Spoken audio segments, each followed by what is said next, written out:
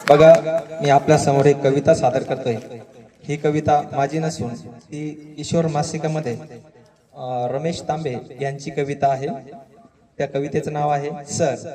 विद्यार्थी एका शिक्षकांप्रती म्हणजे त्याच्या शिक्षकांप्रती जे काही त्याच्या मनात असेल, मनोगत असेल, तो त्या कविताच्या माध्यमातून व्यक्त करतोय।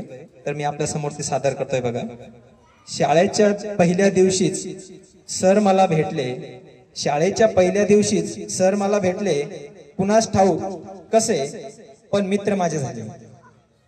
वर्गात मी करामती करायचो, सर अरे वा म्हणायचे। वर्गात मी करामती करायचो, सर अरे वा म्हणायचे। माझ्या मधल्या उत्साहाला कौतुकाचं पाणी घालायचे। मी वेडी वाकडी चित्र काढायचो, सर म्हणायचे किती छान। मी वेडीवाकडे चित्र काढायचो, सर म्हणायचे वा किती छान।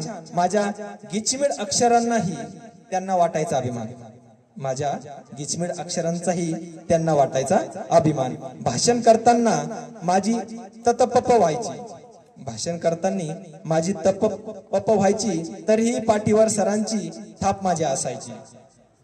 मला काय आवडतं ते सरांना न सांगताही कळायचं, मला काय आवडतं सरांना हे न सांगताही कळायचं। दर महिन्याला नवं पुस्तक हातात त्यांच्या असायचं।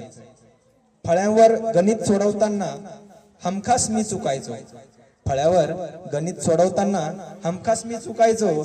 मग हात धरून सरांचा मीच गणित सोडवायचो।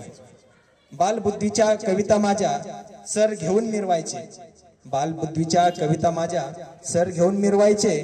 आल्या गेल्या पाहुण्यांना कौतुकाने दाखवायचे। मी चुकायचो, धडपडायचो, सर मला सावरायचे। मी चुकायचो, धडपडायचो, सर मला सावरायचे। मी ओरडायचो, रागवायचो, तेच समजूत घालायचे। मनात भरून आत्मविश्वास शाळेमधून बाहेर पडलो, मनात भरून आत्मविश्वास शाळेमधून बाहेर पडलो।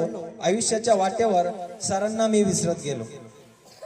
आज सर कुठे आहेत, आज सर कुठे आहेत मला माहित नाही, आज सर कुठे आहेत माहित नाही मला।